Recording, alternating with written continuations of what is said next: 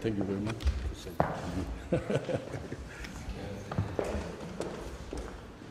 Now please join me to welcoming Dr. Setkání.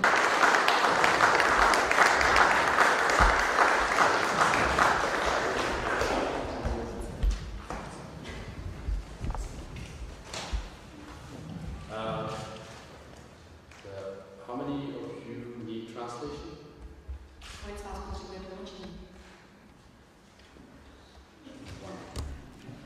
Otherwise, most of you understand English? 4 or 5. Yeah? Right. Jinak většina rozumí anglicky. Yeah?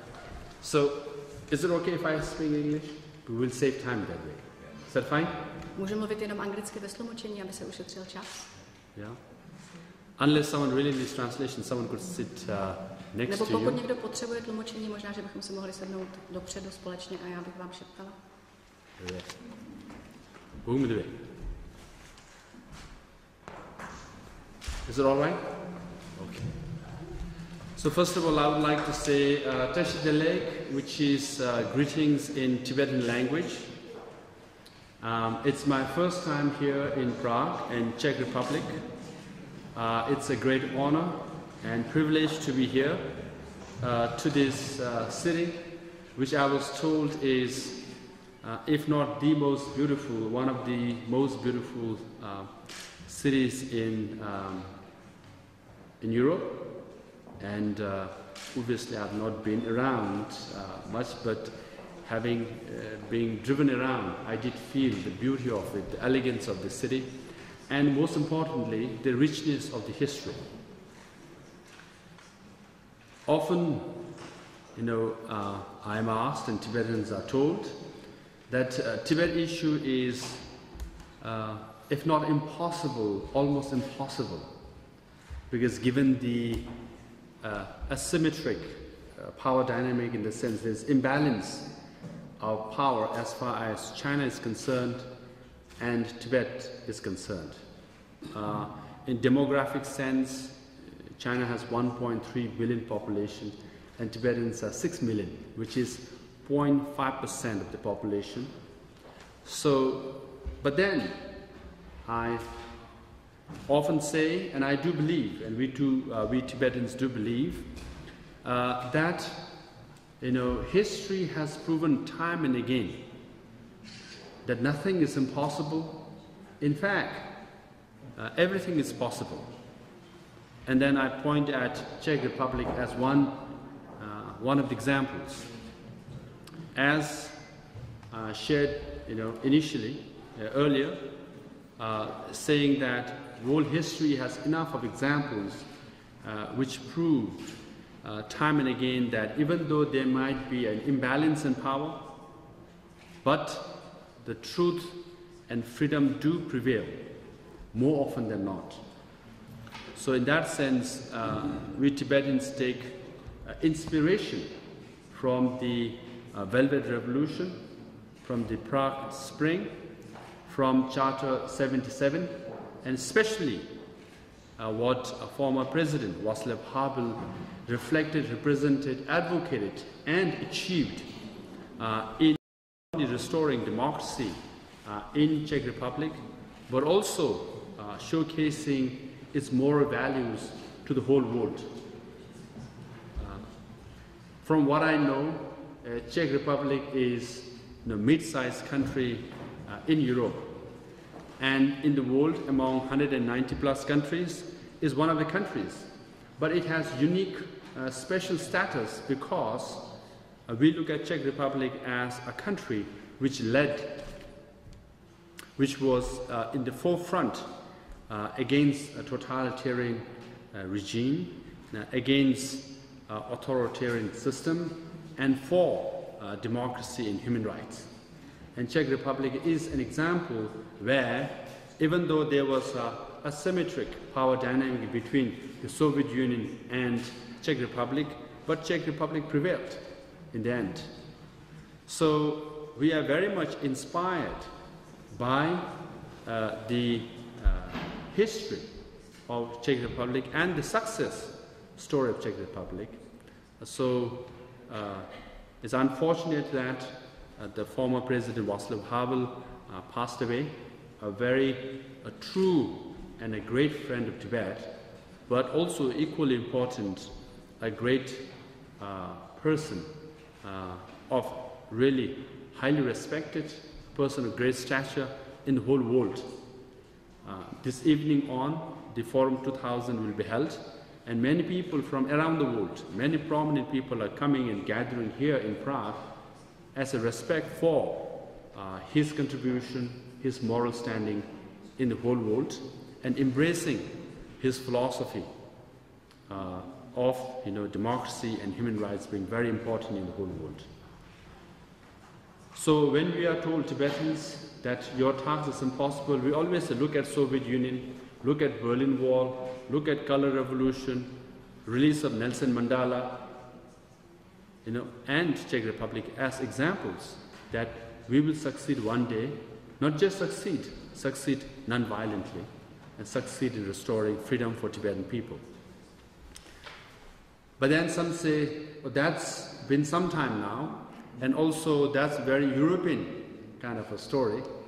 But then we look at what happened to Arab countries recently, because some scholars said that Islam and democracy are not compatible. But then if you look at the Arab countries, Islam and democracy are compatible.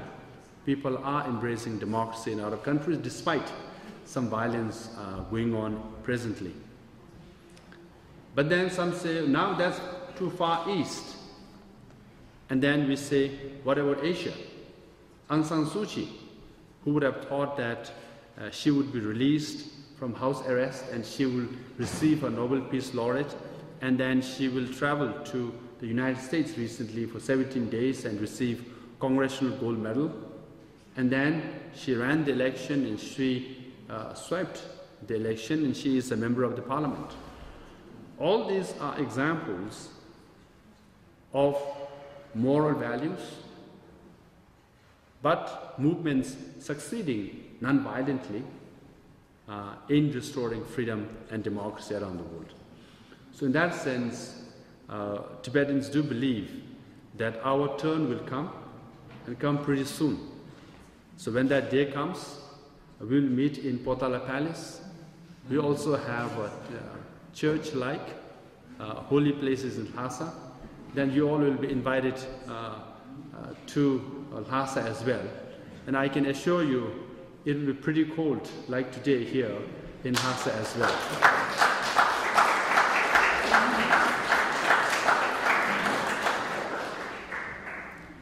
As for the situation in Tibet,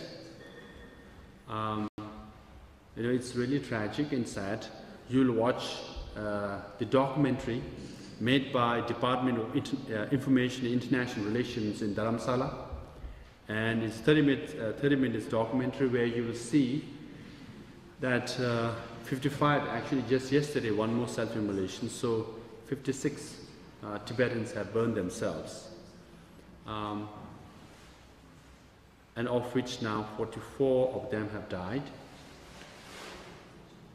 which on the one hand is very sad, because Tibetans are forced to set themselves on fire so that the people around the world will hear their cries, their demand, their aspiration that His Holiness the Dalai Lama return to Tibet and freedom be restored to Tibetan people. This also has some connection to Czech Republic, because right here in 1969, a student self-immolated to bring attention to the tragedy unfolding in Czech Republic, which became a focal point for some time, and then which in a way contributed to, and more importantly highlighted, the repression of the communist regime going on at that time. Similarly, Tibetans are saying the occupation is unbearable, repression is unacceptable. Hence, they are setting themselves on fire. As a human being, no one wants to see anyone die like that. So as far as Tibetan administration is concerned, and I have called for repeated appeals to Tibetans not to resort to any form of drastic actions, including self-immolations. So Tibetan administration has discouraged self-immolations. But the self-immolation persists even today. Now, as a Buddhist, like people of any faith, we have organized prayers for those who have died. As a Tibetan, we do show solidarity to them because they are doing it for Tibet and Tibetan people, and most importantly, we do support their aspirations. Aspirations are, as I said earlier, they want to see our most revered leader, His Holiness the Dalai Lama, back in Tibet. They want to see freedom for Tibetan people as people in mostly free countries enjoy. These are the two main demands. And His Holiness the Dalai Lama has come to Czech Republic in Prague many times, several times, and he's coming next year as well in September for the Forum 2000. But then many of you have seen and heard and met His Holiness the Dalai Lama. And so did the people around the world. And I was with him just recently in the US. In a couple of cities I was together, and I could see thousands, 20,000, 30,000, 40,000, 50,000, in some places 200,000-300,000 people coming to see him. And by now millions and millions of people have seen him and heard him, which we think is our small contribution to the humanity at large for peace and compassion in the whole world. Having said that, this very privilege or opportunity is denied to the very people who should be seeing him and hearing him the most, Tibetans in Tibet. So in that sense, the Tibetan cause is a cause where people around the world enjoy. That is, your freedom and your rights that you enjoy are what we want. The very principles Václav Havel and the Velvet Revolution are founded on. This is what we are striving for. And the very person people around the world get to see is what Tibetans inside of Tibet are saying, we would like to see him too. Because he is a Tibetan, he is our most revered leader. We want him back to the land where he belongs, and we want to be blessed by him, like you all. So in that sense, our struggle is very humane in that sense. Unfortunately, in the last 50 plus years, the Chinese government has adopted a very hardline policies towards Tibetan people, and which is very similar to how people in the Czech Republic suffered during the communist rule here. I did not say the political repression is very, very strong. For example, in Tibet today, in Lhasa, the capital city of Tibet, foreigners are not allowed to visit. Journalists are not allowed to visit. To have a photograph of His Holiness the Dalai Lama, you will be in prison and you are likely to be tortured. Not just not to have a picture of His Holiness the Dalai Lama, but in monasteries. As per the report, 1,700 or so monasteries in Tibet Autonomous Region. In every monastery they have established Democratic Management Committee, which is headed by or run by Communist Party members. So the name is Democratic Management, but they do manage the monastery, but it is not democratic, because it is a party member controlling the ins and outs of the monastery, who can get in, who can get out, and also, most importantly, how they pray, what they can pray. And they are made to denounce His Holiness the Dalai Lama. How would you feel if you are a monk, you have taken a vows, and you have pledged your spiritual faith in your spiritual leader, and you are made to denounce that picture? And if you don't, you are expelled from the monastery. If you do, as a Tibetan and as a Buddhist, that's the last thing you would think of doing. That kind of compulsion is made for Tibetans to follow. In Lhasa, according to a Chinese scholar called Xiaoming, he wrote a piece in which he said, there are more Chinese than Tibetans, more troops than monks, more guns than borderlands, and in fact, more surveillance cameras than windows. This is what he wrote. So every 20 meters, if a Lhasa resident with his own ID, if he or she wants to go to buy a vegetable, normally if it takes 5 minutes walk, it takes about 30 minutes. And every 20 meters you are, you are asked for your ID and you are harassed. So this is the current situation. And unfortunately, there is an undeclared martial law, and it's very difficult to find out as to what's happening. That is why Tibetans are choosing to self-immolate, which is an unfortunate way. Mainly because there is no freedom of speech. In China as a whole, but particularly in Tibet, there is no space for any form of protest. If you want to protest, hunger strike, or demonstration, or rally, even if you want to paste a poster, you will be arrested and you will go to jail. Under that circumstances, Tibetans are choosing to protest in the most desperate and tragic form. And despite the repression, as His Holiness Dalai Lama preaches, and we do subscribe to, non-violence as the means to protest and seek justice. We have invested in non-violence and democracy for the last 50 plus years. And we still do believe, and we are committed to solve the issue of Tibet through non-violence, which means through dialogue with the Chinese government. For that we have put forth what we call, as far as our policy is concerned, it's called middle way policy, to seek genuine autonomy within China, within the framework of the Chinese constitution.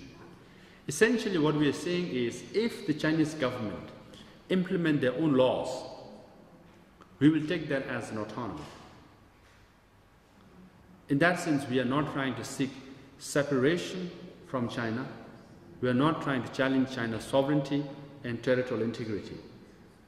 But unfortunately, the Chinese government blame us for hiding independence in this idea and seeking more than what we are saying.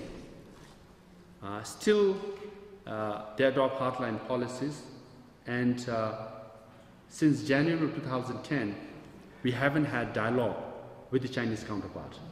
You might know, since 2002 to January 2010, envoys of the Dalai Lama met with Chinese counterpart 9 times. There were 9 rounds of dialogue, meetings, to discuss how best to solve the issue of Tibet. But unfortunately, in the end, the Chinese government resort to more blame game than really entering into a substantive process to address the situation in Tibet. And unfortunately, since January 2010, there was no meeting, mainly because the other side refused to meet us. And this is where we are, and 2 of the envoys have resigned, mainly because given the situation, they felt that since 2008, situation in Tibet has gone worse. Now with the increasing cases of self-immolation, they felt utter frustration that the Chinese government refused to meet us to address the current tragedy in Tibet.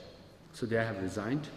But having said that, we are still committed to the middle way policy, still committed to non-violence, and we are willing to enter into dialogue any time to solve the issue of Tibet. So this is the state of Tibet, and hopefully with the new leadership coming next month, there might be new perspective, and then review the policy of Tibet, and hopefully enter into dialogue to solve the issue. Having said that, if you look at the past 50 years of experience, I'm not optimistic, because history has proven time and again that Chinese government would like to adopt hardline policies and continue hardline policies. They're sending more troops, and they keep sending more troops. In that sense, Chinese government is spending far more, as we know nationally, in the internal security of China and the external defense of China. But if you go by per capita, Tibet will be, if not the highest expenses as far as internal security is concerned, if not the highest, one of the 2 or 3 highest expenditure the Chinese government is making in the internal security of Tibet. So, situation in Tibet is a lose-lose for China. They're spending too much to control Tibet. They're losing too much face in the international forum as well.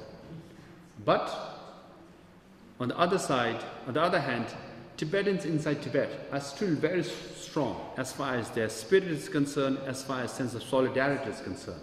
And equally, the Tibetans in exile, even after 50 years of separation, we are in solidarity with Tibetans inside Tibet. We will withstand the present repression. We will continue to march forward to regain our freedom, and we can fulfill the aspirations of Tibetans inside Tibet. That is return of His Holiness Dalai Lama to Tibet and freedom for Tibetan people. So with that short note, I'll end my statement, and if you have any questions, I'm happy to answer. Thank you.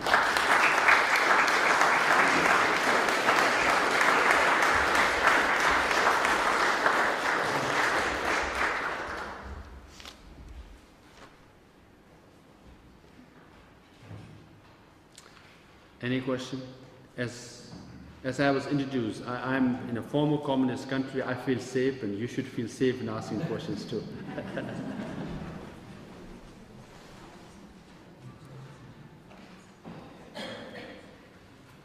got 2 questions. Yeah. Your election was a result of His Holiness' efforts to bring democracy into Tibetan political system. So my first question is, what are the next steps Tibetan exile government will be taking for democratization of Tibetan society? And the second one is, how do common Tibetans accept these big changes, because they were used to respect His Holiness for centuries, and now, you know, there are these changes appearing in Tibetan exile society. So I would like to know, what are their opinions, or what do you meet, what reactions you meet Tibetan people? Okay, I'll take you through a bit of story, because now it seems there's one question, there was a breakthrough. Hopefully the second question will come. Till then, I'll try to give you a little longer answer, because democracy is important. 2 years ago, I think a little more than 2 years ago, I think, Tibetan community started discussing about electing the next political head of the Tibetan people. At that time, it was known as Kalin Tripa. Now it's known as Sikjong. The difference between Kalin Tripa and Sikjong is that Kalin Tripa assumes someone above making decision, and that person has to implement that decision. So someone above always was Dalai Lama. Sikjong means he is the political head. So as far as political matters is concerned, Sikjong is the authority on political and administrative matters. So the title has changed. So in the 14 months, I got a bit of promotion as far as title is concerned. Yes, more than 2 years ago, there was a lot of talk among Tibetan people. Now we have to elect the next Kalin Tripa, now Sikjong, and how should we go about doing it? A lot of discussion. My name started coming up in certain websites, and certain organizations started nominating my name also. And then I thought maybe I should give a run, you know, and see how it goes. At that time, the conventional wisdom was I had 99% chance of losing. So, but my name started coming, so I asked my friend, what do you think, you know, if I run? And my good friend, a very good friend of mine, whenever you want to make major decisions, you ask your close friends first, quietly. So one of my closest friends told me, "Are you sure you want to run?" And I said, "Yes." "Then what you first need is a graceful exit strategy. Because you're going to lose. So you have exit strategy, then you run." Why? And he said, "Look, who the other candidates are. Former Kalun Tripper, Speaker of the Parliament, Deputy Speaker, most seasoned diplomat, and Private Secretary of His Holiness Dalai Lama for more than a decade. So they are the candidates. And who are you?"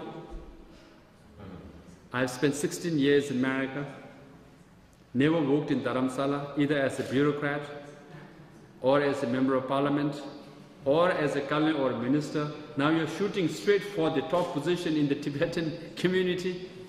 And I said, "Why not?" Yes, you can, but have an exit strategy." Then I asked my other friend, "What do you think? Should I run or not run?" And he said, "Give me 2 days, I'll call you back." I said, "Okay." Then he said, "I talked to all my friends in Washington, D.C. and Dharamsala. No one is voting for you. So you get the message." "So did you explain to them that you are a good friend of mine?" "Yes, I told them, you are a good friend of mine. Are you voting for him?" They all said no. Then I asked my third friend. I said, "This is very discouraging, support my friends are giving me. What do you think?" He's more like a businessman.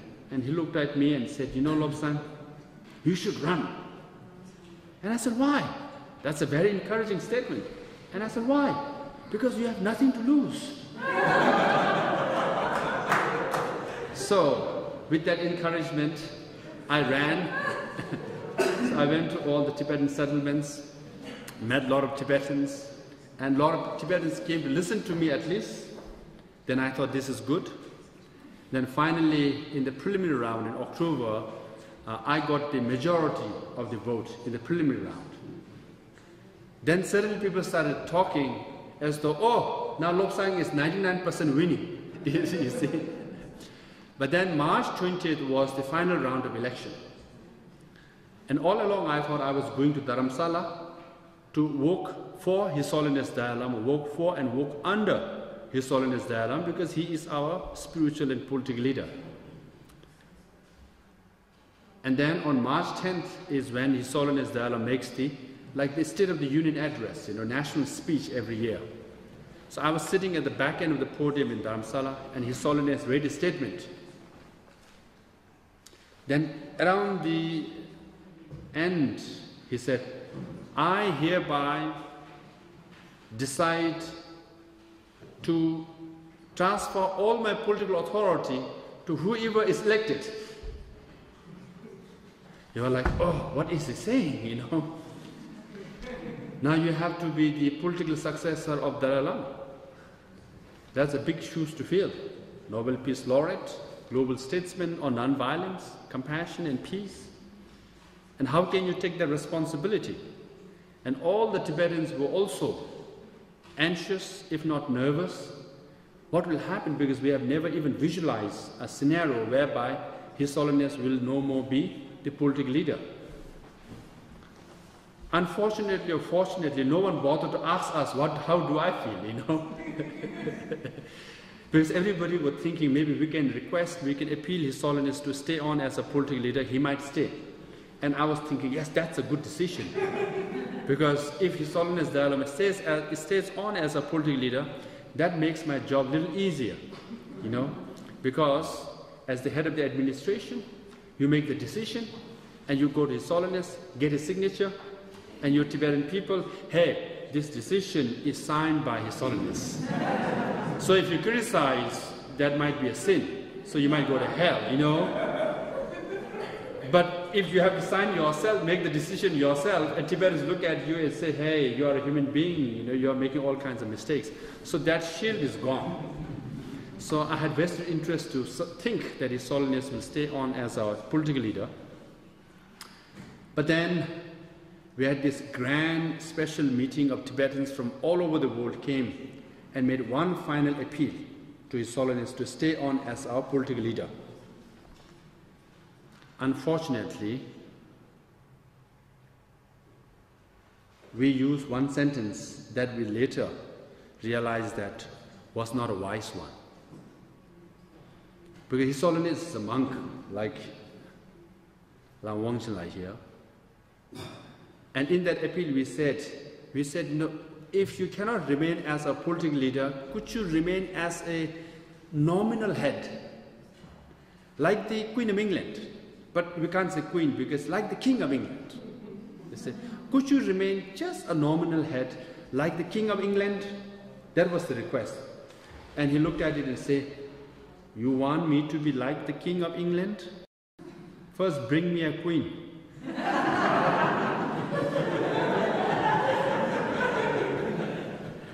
Wrong sentence, wrong appeal. He's a monk. How can you ask monk to be like the King of England, right? Like a king. It's like contradictory. We could have just said, could you remain just a symbolic head, a very neutral word. That could have maybe appealed to him. He could have said, okay. But when we said King of England, he said, King of England, bring me a queen first, you know. Because you can never bring a queen because he's a monk. Now he can never be a king. So we lost that as well. And for, His Holiness, nothing doing, I've decided. This is final. So Tibetan people, you have to take decision on your own. Normally, in normal politics, politicians can withdraw from the election giving family reasons. Oh, my daughter is too young, my wife is little, But in the Tibetan community, you can't. Because Tibetan, Tibetan is part movement, is part democratic governance. You can withdraw from democratic governance, but you cannot withdraw from movement. To withdraw means to show your back to the cause.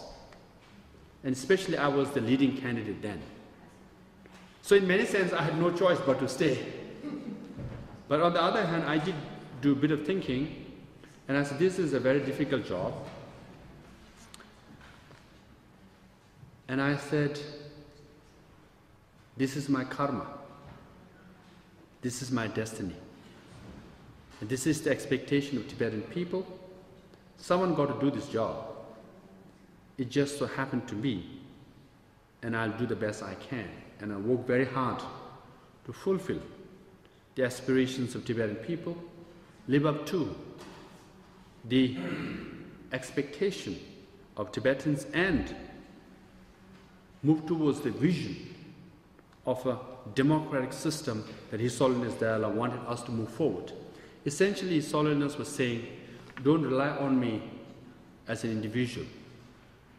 Now you have to empower yourself, and collectively, democratically, you have to move forward and lead the movement yourself so that you can sustain it, you can strengthen it for as long as it takes till freedom is restored in Tibet. So that was his vision, and the responsibility is given to me and elected members. And here I am, after 14 plus months. I have 3 years, 9 months to go. And fortunately, Tibetans in exile all around have rallied towards the decision, and also have rallied in support of me, not as an individual, but as the symbol that I reflect and represent. And also Tibetan inside Tibet have also rallied very strongly in the form of songs and praying and things like that. So in the last year plus, Tibetans around the world, including inside Tibet, have rallied. In that sense now, the nervousness of Tibetans and the anxiousness of Tibetans has subsided considerably. So wherever I go, Tibetans do show up to meet me. Even here in Prague, I was told there are 6 Tibetans or 7 Tibetans, and all of them. So Tibetans in Prague are very united in that sense. All of them have come. So that's their organization and that's the members. So they have come, which I see as a very positive sign. And not just that, actually, Tibetans, when I went to South India, even among Tibetan youth, as I can see, they all wear Tibetan dress as an assertion of one's identity and dignity. Even in India, I was told Tibetan youth normally, some you just have some feeling that obviously they are all Tibetans, they are committed. But then the expression, the way they do it, from India to Australia to Japan, everywhere, it's very encouraging. So with the support that I've received, and I can assure that Tibetan democracy it's in a very good state. And if we keep making progress, we will be stronger as we move forward. I'll end with one final kind of a joke, 2 jokes maybe. On August 8th last year was the day of my inauguration. I took the oath, and His Holiness the Dalai Lama kindly graced the occasion and blessed the occasion. He attended the event, and he said, when he was young, then Tara Rinpoche, SikjongPraha Rinpoche, over political authority to him, and today I am handing over to democratically elected leader, Lozangem Senggem. This, has said, was his long cherished goal. Meaning for the last 50 years, His Holiness Dalai Lama has been encouraging and building Tibetan democracy. It's like top-down democracy. In fact, there was a cartoon in Tibetan Review. There was, on the one hand, that's in 1989, it's relevant to Czech Republic and Eastern European countries. On the one hand, there was a leader looking down from window, and people in the front of the building, they all were shouting democracy, democracy, democracy, and the leader looking down from the window had a question mark on his head. That was the prevailing scenario or the mood of Eastern European countries. They all were Poland, Hungary, Czech, they all saying democracy, democracy, and the leaders, communist leaders, saying, what is democracy? There was a question mark on his head. On the other hand, there was a similar picture, a leader looking down from window and people in front of the building. And the leader from the building is saying, democracy, democracy, democracy. People have question mark on their head, you see. So it was Dalai Lama who has been saying democracy, democracy for many years. The Tibetans are saying, no, no, no, no, you still remain as a political leader. We don't want democracy. So contrasting picture of Eastern European countries and the Tibetan scenario, which is also true. So on August 8th, when he said, this has been my long cherished goal, he felt his long cherished goal of establishing democracy in exile was established, was fulfilled. Then a few days later, he told some media people 2 things. Number one, he decided to hand over or transfer the political authority when he sensed that I might get elected. And at that time I thought, had he said that before the election, that could have saved me a lot of problems and gave me a lot of votes, because had he said, but he said it after the election. Not because I as an individual, His Holiness saw, but I as a symbol. His Holiness explained, when he felt that I might get elected, he felt this is the time to transfer his political authority, because he saw and he realized that Tibetans have matured politically.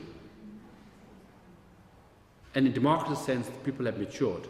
Because they were willing to bet on this guy, as I told you. I was criticized during the election as the youngest, least experienced, never walked in Dharamsala, but Tibetans were willing to bet on me, and compared to other candidates who were senior statesmen and, but His Holiness saw that as a political maturity of the Tibetan people. They have matured, they are confident that they are willing to elect someone who is of least experience. So when he saw the political maturity of the Tibetan people, he felt this is the time to transfer his political authority. And he also said, this is the joke, he said, on the night of August 8th, he had a very unusual sleep, 9 hours and no dreams. So he slept very well that night. But since that day, my sleep pattern has changed, including last night. So, any more questions? Can I ask one? I'm not Czech. Yes, I can see that. Yeah, you look very Czech, yeah. Can I ask you a question?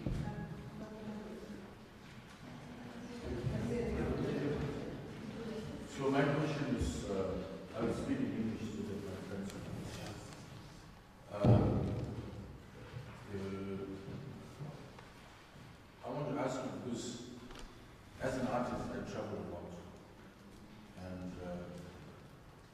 realized that in the last year,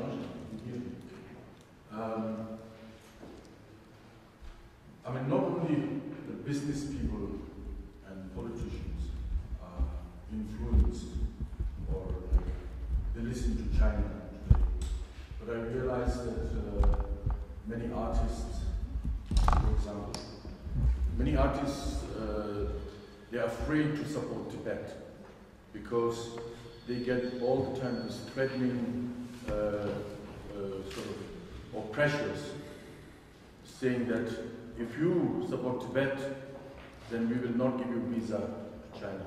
And of course, many artists would like to go to China in Shanghai and present their, art or to sing there.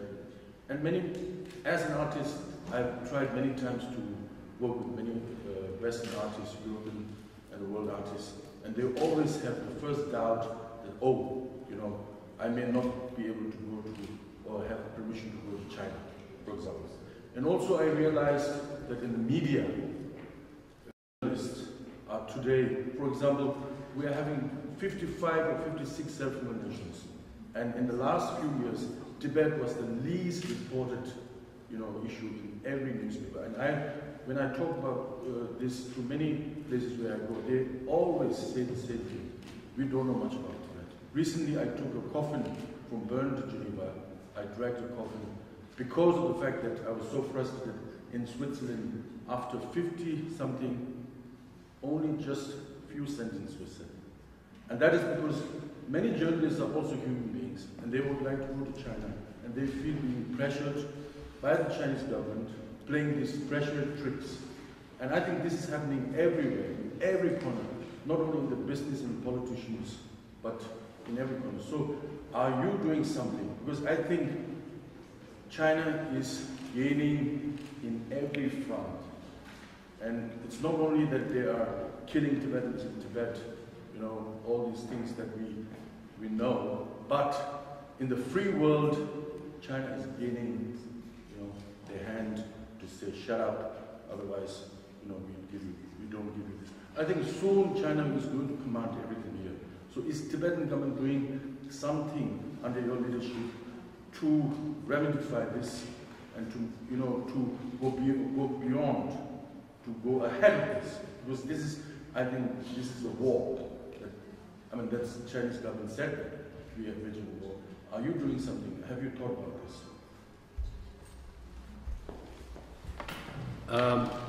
We are doing something, and we are trying to do more. I often say this, and I do believe, and again, I'm in that sense in the right place. Beginning of any movement, when you lose your country or freedom, is brutal but short. Because you lose your country, you have to start running the government, and the reality sets in. So the beginning is always short but brutal, and the ending is also sweet but short. The middle often is the most difficult part, where you face many kind of challenges. One challenge being that your issue might be ignored and disappear or lost, because some causes do, some movements do fizzle out and lose. And then challenges of pressure, challenges of censorship, a challenge of business deals taking over moral values. So all these challenges will happen in the middle. So this is, the middle is, I would say, is often, if not the most, very difficult period. And in this middle period, all the friends that we have are very valuable, because you don't get much by supporting Tibet. And now, with increasing power of China, they will do everything to neutralize the Tibet issue. But then, when such challenges do come, you have to look for inspiration within and outside as well. In that sense, Czech Republic is one example, where at some time, when Václav Havel was in prison, when Charter 77 was ignored, it looked like a lost cause. In fact, I remember meeting some people from Baltic states, and I asked them, till 1988, did you really believe that democracy will be restored in Baltic states? Because they are very small compared to Soviet Union. And she gave a very good answer. She said, in our head, no. In our heart, yes. So in some sense, this is where we are. Maybe in our head, people tell you, and maybe you think, it's a very difficult situation, but in our hearts of hearts, we do believe our turn will come. So yes, Chinese government is making efforts everywhere. I mean, it's a reality. For example, wherever I go, whoever I meet, in the US or European countries or Japan or Australia, wherever I went, they always get calls from the Chinese embassy, and sometimes it's followed by meetings from the Chinese embassy. They tell them not to meet, and those who meet, they get scolded sometimes, or they get threatened with visa cancellation or dinner cancellation. But then people do meet.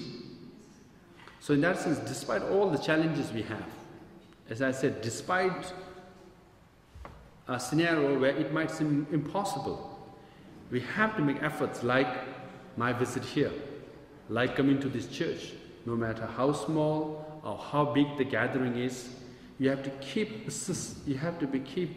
being persistent and support where you can. Because our day will come. When that comes, that will be also sweet but short. And then, there are plenty of examples where you can see. So, yes, Chinese government is making efforts, but in the last 14 months, the Tibet administration, what we have been able to do, we have managed to push a resolution in the US Senate after a long time. So yes, on the one hand, Chinese government is putting pressure, but we got a resolution in the US Senate. We got 2 resolutions in the European Parliament. We got a resolution in the Italian Parliament. And around 100 members of the Parliament of Japan, never done this before.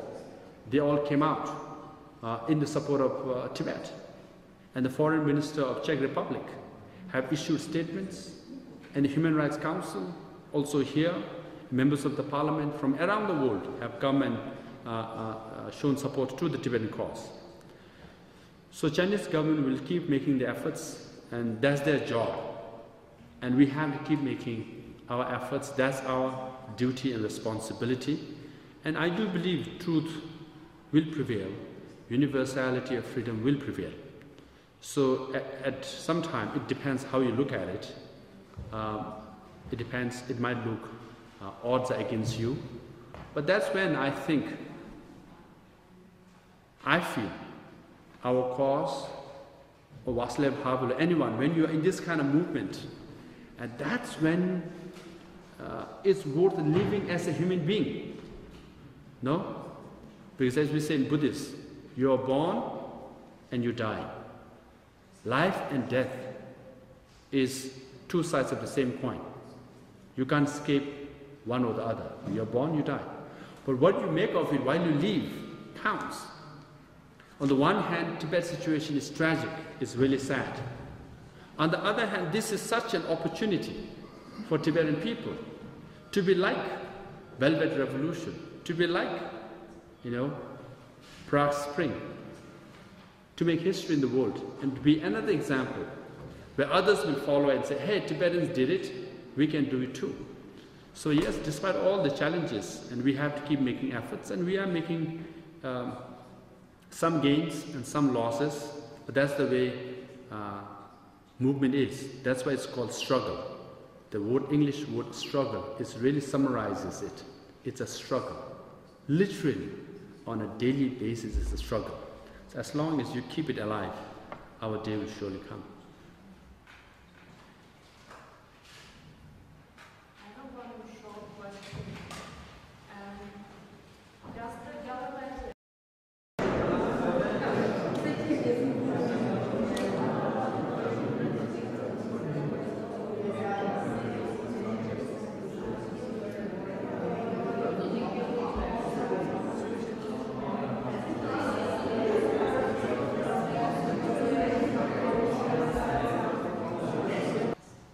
our representatives met the Chinese counterpart 9 times, formally, and 1 time informally.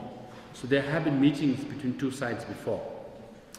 And as far as personally myself, when I was at Harvard Law School for the last 16 years, I've also organized many conferences between Chinese and Tibetan scholars. 7 conferences.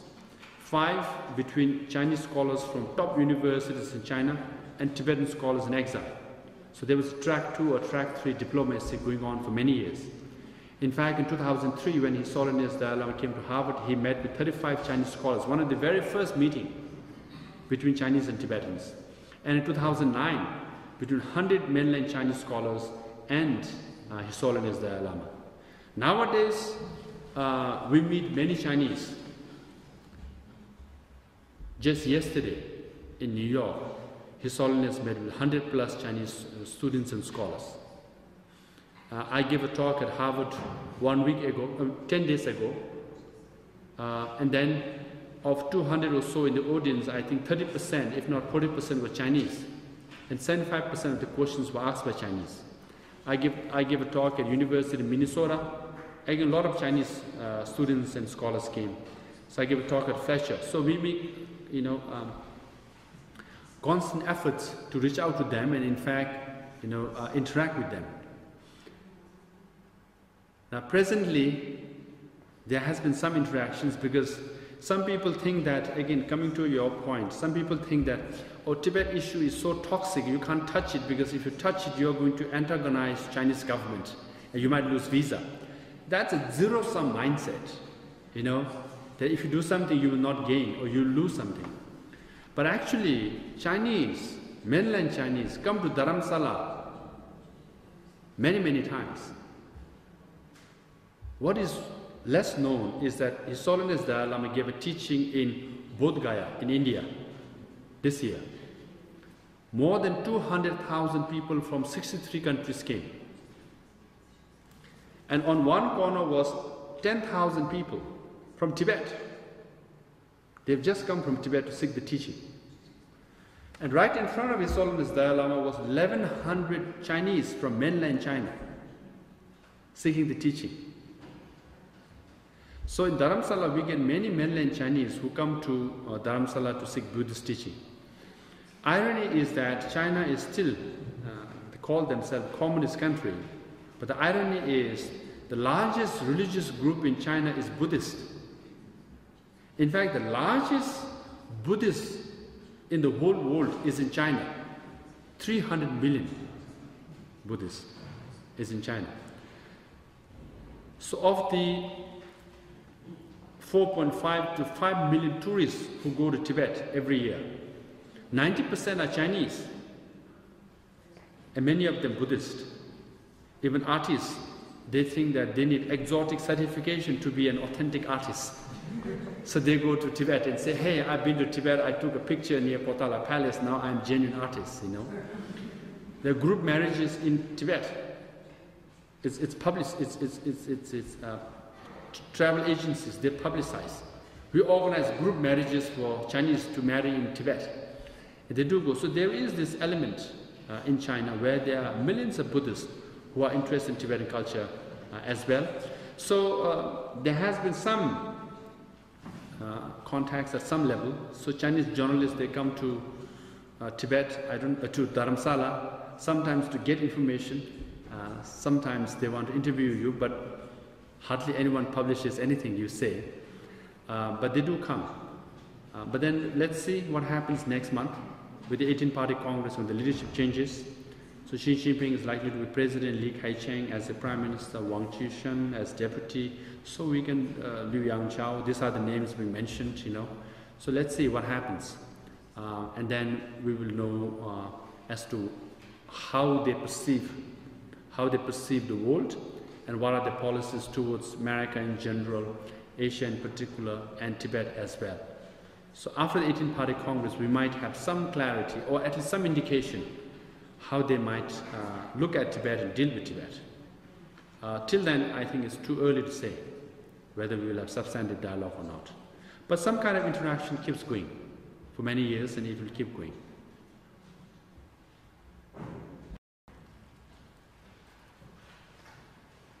Yes. Yes, hello. Let me use the privilege to call you the Prime Minister, because this is for the first time we can do it over here in this country.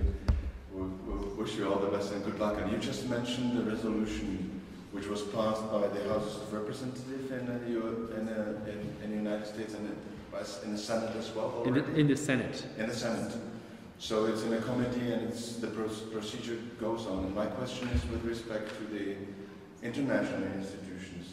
If this hopefully comes through, could it help to raise the question within the United Nations? And what do you expect out of the United Nations so that the issue is there again because of what's been happening in Tibet and all these casualties and people who died desperately seeking freedom of speech and freedom of religion and freedom to live there. So can you also tell us something about the international,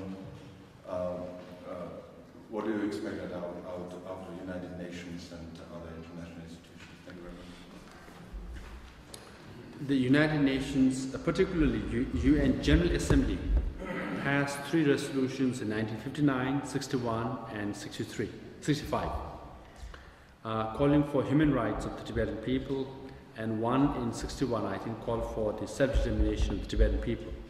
So we already have 3 resolutions, and I think in 1990, UN Subcommission on Human Rights in Geneva passed a resolution calling for respect of human rights of Tibetan people and Chinese people. So these are the records of United Nations on Tibet. Other than that, there has been UN-related or UN-organized conferences where Tibet issue is raised as well. But the makeup of the United Nations is such that it's not the United Nations General Assembly which make decisions and the Security Council has to implement it. It's rather the other way around. General Assembly is an advisory body. Even if you pass a resolution, it's just an advice to the Security Council, and Security Council determines which agenda to be implemented. And unfortunately, the makeup of the Security Council is, even though there are 50 members, 5 are permanent members, and they all have veto powers. So if any one of the members uses veto, you cannot even raise the issue. So in that sense, with China being one of the veto holders, they have monopolized or dominated any discussion on the issue of Tibet, and hence United Nations has not been able to do much on the issue of Tibet. But the Secretary General Ban Ki-moon raised the issue of Tibet, I think once, if not more. Kofi Annan also hinted at Tibet issue once before. These are the records actually as far as United Nations is concerned. But we should use United Nations Forum to raise the issue of Tibet. But presently it's quite difficult, as we saw from the Syria resolution Syria, where both Russia and China vetoed. So even though Arab League was for the resolution, and including many countries around the world were for the resolution, but still Russia and China used their veto, hence it didn't go anywhere. So this is the state at the moment. But UN Forum has to be used by our friends and advocate it as best as one could.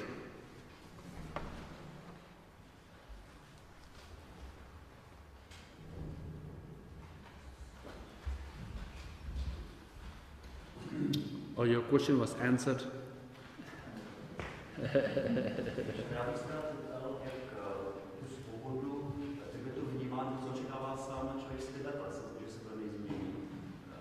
A druhá věc, druhá část otázky, pokud dojde k nějakým krokům, které by byly znamenat úlevy pro Tibet, není to znamená potom nějaký dopad nebo od, jak se odporu pozornosti celého světa od Tibetu, pokud jakoby už z nich pomíně to napětí, které tam teď kvůli Číně pravděpodobně je. I have 2 questions. We like the second option. If we can address the issue of Tibet, if Tibetans can enjoy basic freedom, then whether we get attention or not is secondary. And presently, whatever little attention we get is not actually what we wish for. Being, you want to have basic freedom, you know. You don't want attention of having denied freedom and to travel and advocate for something which is very painful and harsh towards your own people.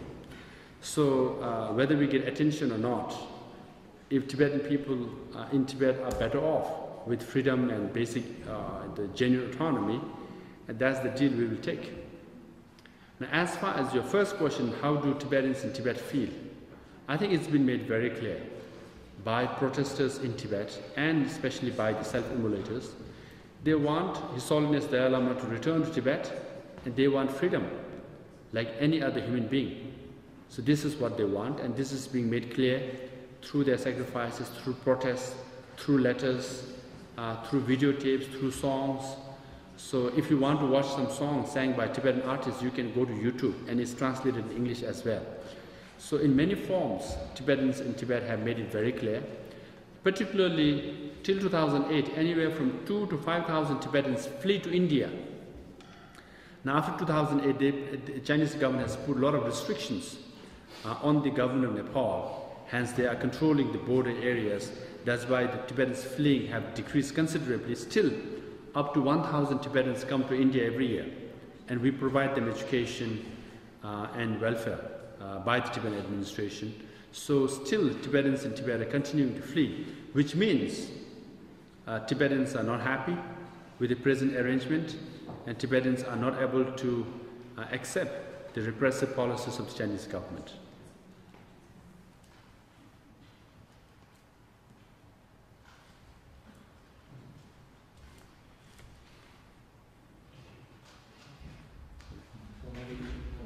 One last question, yes.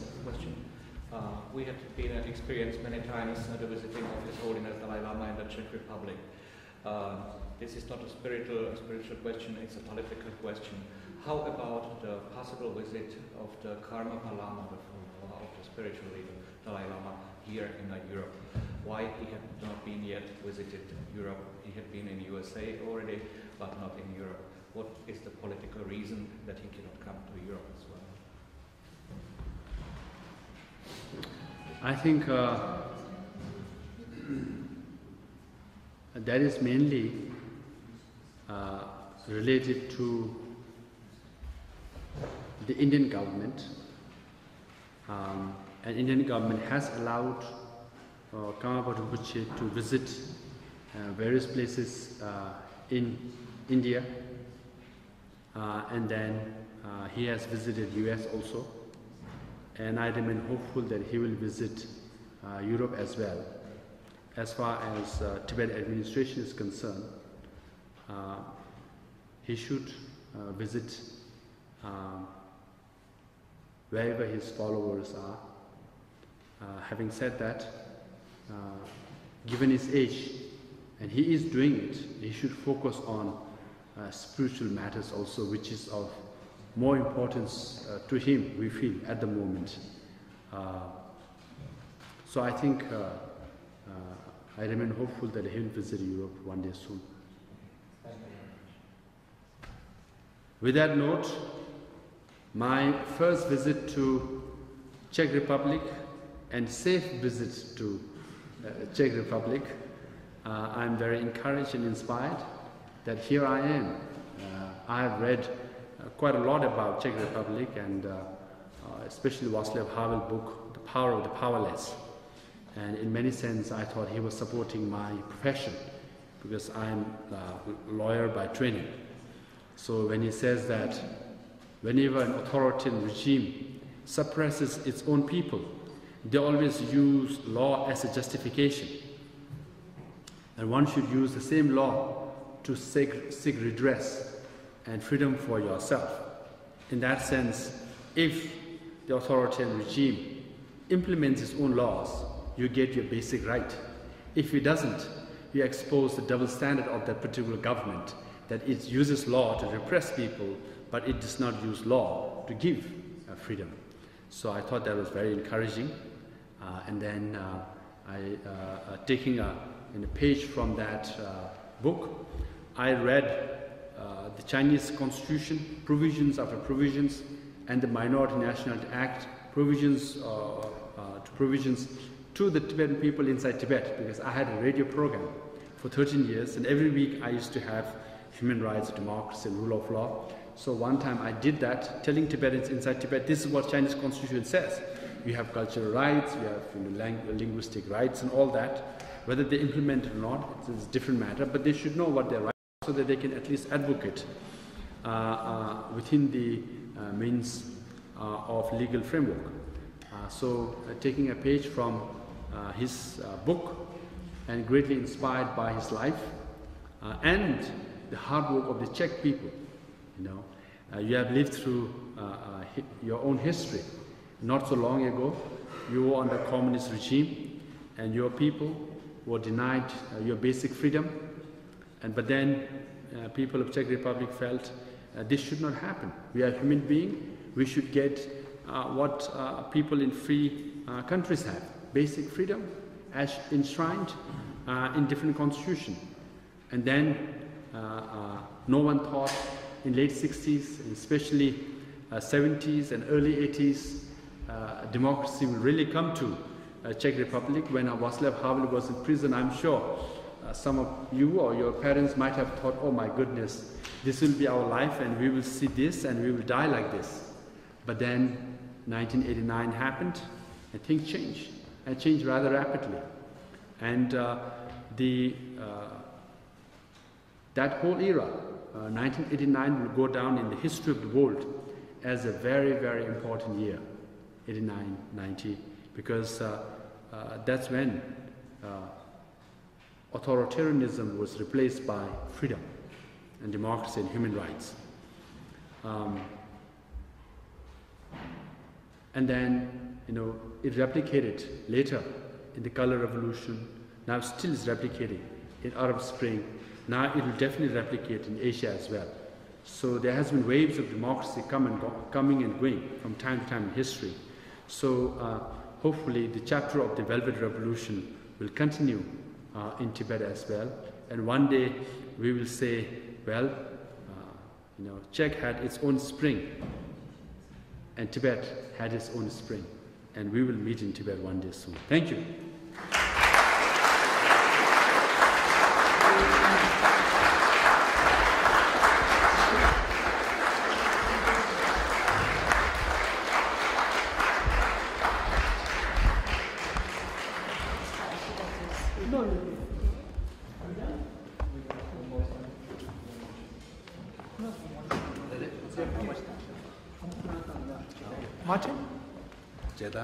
Martin Busick, first Deputy Prime Minister and our main supporter.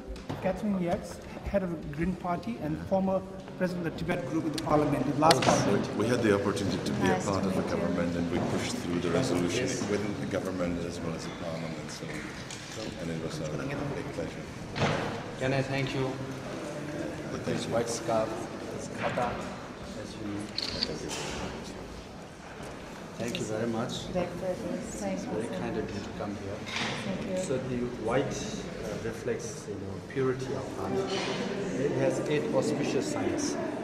So it will bring many lucks and good lucks. And we wish you good luck. Thank you very much. I see. Martin is speaking tomorrow at Tibet. We will be in yes. together. It's very kind of you. And we will meet you in the Senate. Yes. In the morning. Definitely. Thank you very much. Thank you very much. Thank you. So please do come to Dharamsala next time. We are planning it. Yes. I was in Tibet in 1988 when it was closed. The Chinese said, How are you? Tibet is not closed. It is unlimited. We got there. And then we crossed from Tibet through Nagpala to Nepal. But since then, no, we will never get the visa. But we don't mind the visa. We mind the freedom of the Tibetan people. We don't mind visa. It's much more important. to come to dance. When are you planning to come? Next year? We have a small baby, maybe next year or maybe the year after. We really planning to come. Yes. 2009. Yes. When the Parliamentary was adopting the resolution. Yesterday she was asleep. We were there with a small baby. He called us to come. We had a baby which was less than 1 month old. And we arrived there. We arrived and we were there. Yes. And that's just only this some other time. But you do extra job. Thank you very much. I'm trying. Yes. Good. Let's see you tomorrow. See you tomorrow. Have a nice evening. What's our love time? Hello. Thank you. Tomorrow, Oh, yes. On freedom in media. yes.